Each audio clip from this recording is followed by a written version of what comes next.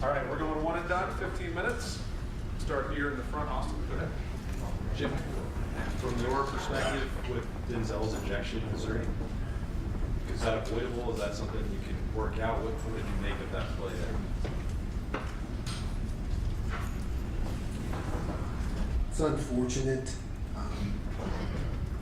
Understanding rules, trying to protect players. Just have to keep your head up. At a gray area, just I think anything we can learn is keep your head up. It's been something I think since football players put on helmets, the natural tendency to kind of drop your head. I mean, I think that that can eliminate a lot of errors and potential injuries. Is just see what you hit and keep your head up. And we'll go to left field, Jared Smalling. Hi, Jim. You can look at the stats after the game and see that Cody had 3 tackles and a sack, and those are the measurables. But can you explain the things maybe we wouldn't see statistically that he can make such a difference for you with his experience, ability to get people lined up, having been there a little bit? How valuable a commodity is he? Yeah, Cody's the leader of the defense, the quarterback for the defense. Conscientious young man that bleeds Ohio State. I mean, there are, as you said, so many more things that he gives the team aside from statistics, and I think it just brings a general confidence to everyone when he's out there. Going to the middle here, Tony Bernabet.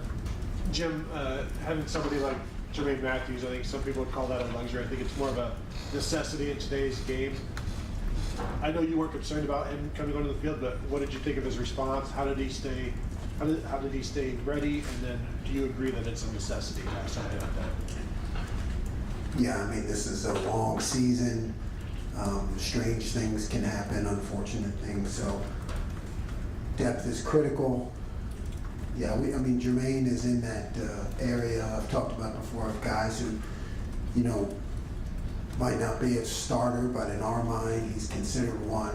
So you don't blink when he goes in. I mean, he's a guy who has proven to be able to compete in, the toughest games and situations. So he's kept himself prepared with a good attitude, and came in and did a good job. We'll go here in the front, Dave Bill. And ask about a couple other young second-year backups, Arvell Reese and Caden McDonald. What are you seeing out of Arvell Reese and Caden McDonald, and do you see their roles continuing to grow this season? Yes, on both. I mean, Arvell has made tremendous improvements since he's arrived here. You're seeing him play fast. He's got tremendous physical tools. So for a linebacker, it's just a matter of knowing what to do and not having to think about it. So what you're seeing out of Arvell now is he's understanding where all the pieces go, and he's able to play fast without thinking. K-Mac has been doing a great job since he got here, even on scout team, and giving our offense fits. So we've been expecting him to have a breakout year, and he showed it last week. Made a lot of plays. Stay in the front row, Delbert Middleton. I asked a similar question of Ryan. Giving up 6 points, 2 long field goals. I don't think you had anybody in the red zone. What's your top concern about this defense, if there is one at this point, other than just keep doing what you're doing? Yeah, I see a lot of things formationally. I see things that maybe other people don't. So that's really my biggest concern, is just staying on top of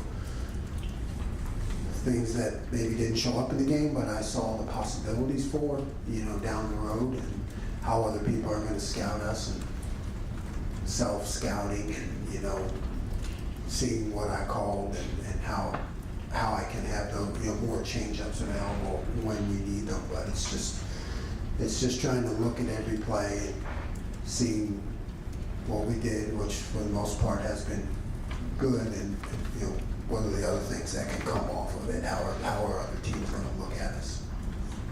Steven. A couple weeks ago, when we were asking about safety depth, we talked about maybe there's a bit of a gap between obviously what Caleb and Lathan has experienced, and two of the best guys in the country, and then what the guys behind him are. Getting Jalen and Malik on the field the last 2 weeks, are you seeing some promise that maybe some depth is starting to build there? Yes, yes. I mean, both of those guys are coming along, and the more reps they get, they've been showing up and doing all the right things and playing hard and making the checks and making plays when their number's called. So the more reps we can get them, the better. It's like I said, football is it's a tough game, long season, and we need them. Third row, Rob Ollie. Jim, when we don't hear a guy's name up in the press box, is he not making plays? Is he doubled from your experience? Is it just the way the game's going? It's played out? What combination of all those things? Yeah, I mean, it's so much happens in our game that most of us can't see, and you never know what the guy's assignment was, what he was taught, what he was trained to do.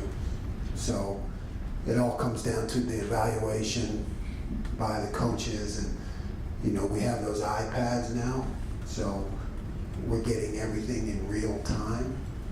So you can really pretty much grade a player after every series. I mean, you can. So you can see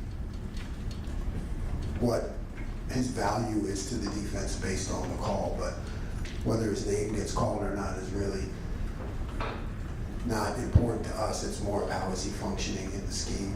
Back in the front row, Joey Kaufman. Jim, what have you seen from Ty Hamilton? He's made an impact, and just what's he doing there? Yeah, I mean, he's been making an impact since I've been here, but he has developed into a dominant player. I mean, he's a guy that can control the interior of the line of scrimmage, and that's a big deal. I've always said when your defensive tackles make tackles, it allows you to do other things in coverage and how many people you commit down to the box. So Ty is quiet, but he's like a cold-blooded gentleman. I mean, he really is a force that I think is sometimes maybe difficult to see. But when you watch the tape, he is knocking people back and really just creating some difficult situations for the offense. Go deep center field, Jeremy Birmingham. Jim, when you're talking this week, it's improvement week. You guys obviously just had a shutout, 99 points and all that stuff. How do you guys get better? Where's the biggest area that you're thinking about heading into this extended time off? Yeah, it comes down to fundamentals, one, right? All those things that in matchup games are going to be critical, whereas maybe we had, a decided advantage in certain areas. But when I watch the tape, I can see how we have to, fix certain things or be on top of certain things, slight adjustments here or there. Because it'll be critical when you get to the matchup game. So, and then it's all looking at what we did and how future offenses are going to view us and where I'm predicting that the attack will come from. So we try to stay ahead and work in those areas. Go on the aisle here, Bill Landis. Jim, with Arbel kind of making the push he seems to be making, and obviously Cody and Sonny at linebacker, are there any discussions about different ways for CJ to still impact things for the defense? I'm just wondering if he could potentially be more of a line of scrimmage guy than a linebacker. We haven't discussed that because CJ is still developing very well, and he's considered very much a part of that mix. With those guys at linebacker, But, you know, I've said it before, it's always in the back of my mind because, you know, I think he has those gifts and tools to be able to do something like that. So it's nothing we've really discussed, but it's always there for me because I know it may come into play at some point. What brings it to the front of your mind? I guess what would have to happen? Well, I would have to, you know, you would have to maybe experience some depth issues in other places. You know, I mean, we're so talented on the edge right now and our depth is so good that it's not something that we need to do right now. But you know, if something comes up, it's always a possibility. Time for 3 more. We'll go to Cameron T. Robinson. Jim, kind of continuing on that, and I think a lot of times this summer we thought of the linebackers, Sonny, Cody, and CJ. How much has Arbell's growth and extension in that rotation helped you find different ways to rotate them and give you more freedom of what you can call, just now having 4 guys who seem like you can play? Yeah, I mean, it's just, it adds another guy. And Arbell, you know, like I said, his growth has really been fantastic. And he's gone through some lulls, you know, as a younger guy. You know, he's gone through some ups and downs. It's like, you know, it's like a daily thing in practice. And now he's on a path of sustained production. And you see him kind of jumping off the film, playing fast. So that adds to our depth at that position, which is really important, particularly when you get into 3 linebacker looks. You know, it's an extra guy, and we need 4, we need 5. You know, I really liked what Gabe has done in limited reps. You know, he's had limited reps, but he's really done a good job. So I'd like to see him starting to get into that mix, but Arbell has certainly helped us. On the aisle, Spencer Holbrook. Jim, how important is it this week during the improvement week to get red zone defensive reps against the offense when you guys haven't had those in games? Yeah, we do it all the time. Yeah, we do it all the time, and Coach Day puts that in constantly. We do it every week. You know, of course, we do it against the scouts when we're going against an opponent, but we do it against our offense too. You know, good on good. Red zone pass stuff and, you know, regular red zone. We keep it in, you know, against good competition all the time. And we'll wrap it up in the front, Tim May. 2 games in, what is the greatest luxury of the way Lathan Ransom and Caleb Downs are playing? Have they played up to the standards you expected? You understand what I'm saying? And where does it go from here, I guess, in that standpoint? They have, and we just keep pushing. We got to push everybody, you know, striving for perfection. And, you know, those are 2 guys, you know, let's face it, we haven't had to unleash very much, so to speak. But you've seen on those specific examples, when we have unleashed them, you know, they go from A to B pretty quick, you know, so I think it's just a matter of continuing to push, putting some tweaks in, keeping their aggressiveness alive through the different calls. We just haven't had to do it very much. But when it shows up, it's pretty cool. And like you said, you hardly ever sleep, drink a lot of coffee, or whatever, but is there any kind of comfort of having those, explain the comfort level of having 2 guys like that on the backside of your defense? Yeah, I think you just, I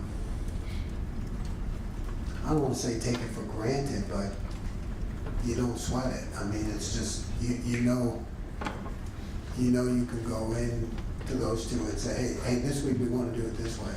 And by the way, against this, I want you to make this call. Okay, ready, break.